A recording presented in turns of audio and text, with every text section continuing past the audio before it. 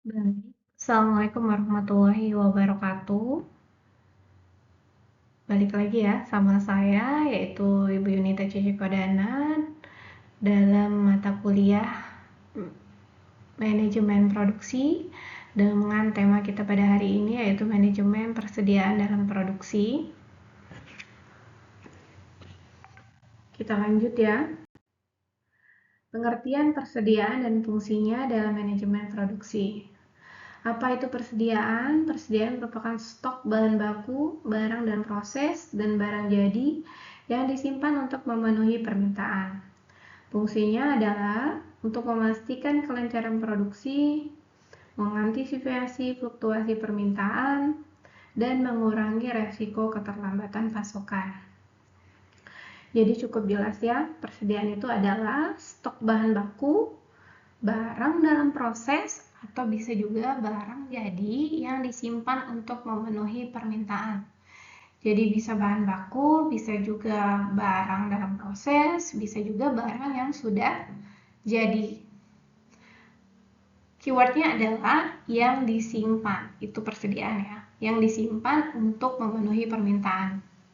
Fungsinya ada 3, yang pertama untuk memastikan kelancaran produksi, jadi kalau misalnya kita ada stok, maka produksi kita akan lancar. Yang kedua itu jika ada naik turunnya permintaan, kita bisa sudah ada stok, misalnya terlalu banyak permintaan, kita bisa sudah siapkan stok. Yang ketiga untuk mengurangi resiko keterlambatan pasokan. Jadi bagaimana cara kita menjaga amanah kepada konsumen agar pasokan itu terus lancar, gitu ya. Itu pengertian dan fungsi persediaan. Kita lanjut. Klasifikasi ABC dalam perencanaan persediaan. Jadi ada namanya klasifikasi ABC. Apa sih klasifikasi ABC? Untuk kelas A atau grade A itu adalah barang dengan nilai tinggi, jumlahnya kecil, dan kontrolnya ketat. Untuk klasifikasi kelas B itu biasanya untuk barang dengan nilai menengah. Jadi dia ibaratnya grade di bawah grade kelas A ya. Jumlahnya biasanya sedang dan kontrolnya moderat. Untuk C itu adalah barang dengan nilai rendah. Jadi ini biasanya grade yang paling bawah. Jumlahnya biasanya besar dan kontrolnya lebih longgar. Karena dia kontrol itu tergantung barangnya ya. Jadi kalau barangnya tinggi kontrolnya lebih ketat. Kalau dia yang sedang atau kelas B itu biasanya menengah cara mengontrolnya, dan kalau nilai barangnya rendah itu biasanya kontrolnya longgar. Untuk biaya dalam persediaan itu ada namanya biaya pemesanan, ada biaya penyimpanan, dan ada biaya kekurangan persediaan. Biaya pemesanan itu adalah biaya yang timbul saat memesan barang. Ada juga biaya penyimpanan adalah biaya untuk menyimpan persediaan, gudang, asuransi, dan penyusutan. Dan ada juga biaya kekurangan persediaan, itu adalah kerugian akibat tidak tersedianya barang saat dibutuhkan. Jadi ada pemesanan, ada penyimpanan, ada juga kekurangan persediaan. Dinamakan pemesanan berarti timbul saat memesan barang. Kalau biaya penyimpanan adalah biaya untuk menyimpan gudang itu sendiri. Jadi misalnya berapa butuh biaya untuk membuat gudang atau transportasi di dalam gudang dan sebagainya, asuransinya, penyusutannya. Dan untuk biaya kekurangan persediaan itu kerugiannya akibatnya tidak tersedia barang saat dibutuhkan. Itu biaya dalam persediaan. Jadi ada 3 jenis ya, ada pemesanan, penyimpanan, dan kekurangan persediaan. Kita lanjut untuk model persediaan, ada namanya EOQ atau Economic Order Quantity, adalah model untuk menentukan jumlah pemesanan optimal. Ada juga namanya adalah Just in Time atau JIT, adalah sistem untuk mengurangi persediaan dengan menerima bahan hanya saat dibutuhkan. Ada juga namanya sistem Kanban atau metode visual untuk mengontrol area produksi dan persediaan.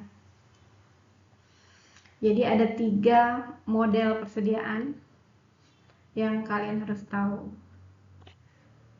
Next, ada lead time, ada buffer stock, dan ada reorder point.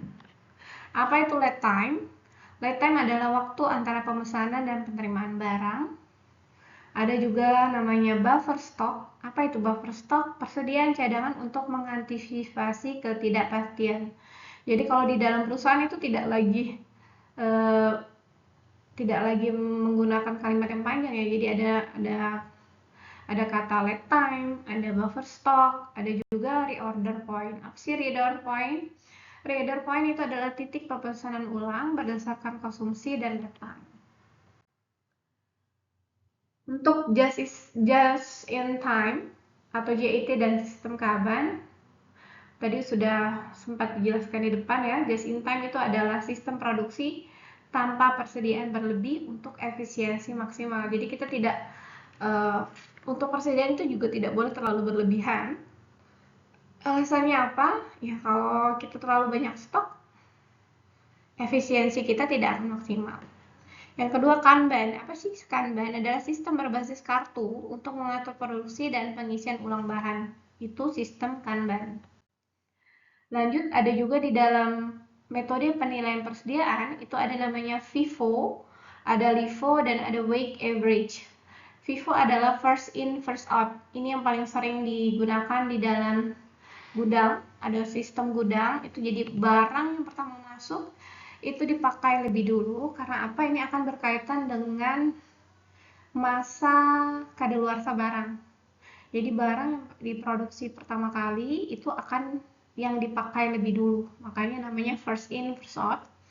Ada juga namanya LIFO, last in first out. Jadi barang terakhir masuk itu dipakai lebih dulu. Ada juga namanya weight average, itu menggunakan harga rata-rata untuk menilai persediaan. Yang paling sering digunakan untuk produk pangan itu biasanya FIFO ya, karena berkaitan dengan masa kadaluarsa suatu produk.